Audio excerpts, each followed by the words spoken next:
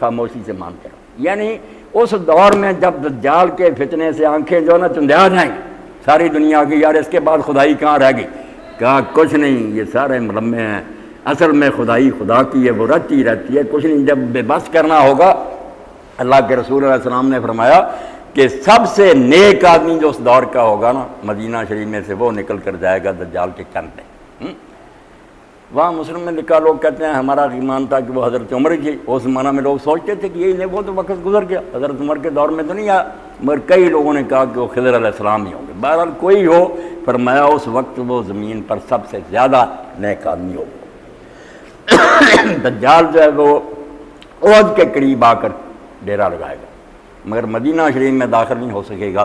فرمایا اس کے سارے راستوں پر فرشتے کھڑے ہوں گے، پہرا دے رہے ہوں گے، یعنی اس کو داخل ہونے نہیں دیا جائے.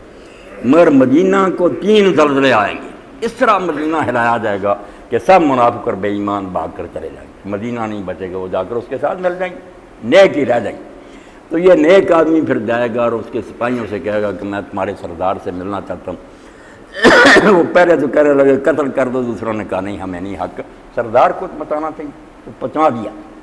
اس نے کہا کہ دیکھتے ہو جو کوئی میں کر رہا ہوں، اس کے بعد تم مانتے ہو کہ نہیں میں ہی رب ہوں، میں ہی دنیا کو چلا رہا ہوں؟ اس نے کہا نہیں، تو دجال ہے، تو وہی ہے جس کے بارے میں اللہ کے رسول نے فرمایا. تو وہ پھر 2 ٹکڑے کر دے گا. فرمایا ٹکڑے بھی اتنی دور پھینک دے گا جتنی دور تیر جاتا ہے دور، اور درمیان میں سے گزرے گا. کہے گا اٹھ کھڑا، اٹھ کھڑا ہوگا، زندہ ہو جائے گا. کہے گا اب یقین آیا کہ میں ہی خدا ہوں؟ اس نے کہا یقین بڑھ گیا کہ تو وہی خبیث ہے جس کے آنے کی حضور نے خبر دی. اب پھر اس کو قتل کرنا چاہے گا، بس یہ آخری آدمی ہوگا، اس کے بعد اللہ اس کی طاقت سے سلب کر لے گا، پھر نہیں کسی کو زندہ کر سکے گا نہ قتل کر سکے، بس ہو جائے گا دجال. اور عیسیٰ علیہ السلام بھی نازل ہو جائیں قتل کریں. تو بہرحال دجالی فتنہ کیا یہی ہے، شروع ہو گیا کہ مادری جو ہے نا ترقی اتنی ہو جائے گی کہ لوگ حیرانی کی بات ہے. یہی باتیں کسی زمانہ میں پہلے کوئی سناتا کہ یار ہزاروں میل دور سے لوگ تصویریں دیکھیں گے، میچ ہوتے ہوئے دیکھیں گے، تقریریں سنیں گے، جیسے سامنے بیٹھے ہیں. کوئی مانتا؟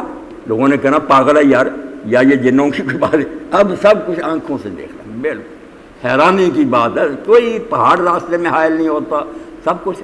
تو اس سے بھی آگے معاملہ بڑھ جائے گا. تو اللہ کے رسول نے فرمایا اس زمانہ میں سورہ کہف پڑھتے رہو، یہ بچائے گی تمہیں کہ یہ ظاہری چیزوں سے دھوکہ نہ کھا جانا، پیچھے خدا کا ہاتھ ہے، اس کی طاقت ہے، غیب کے معاملے ہیں.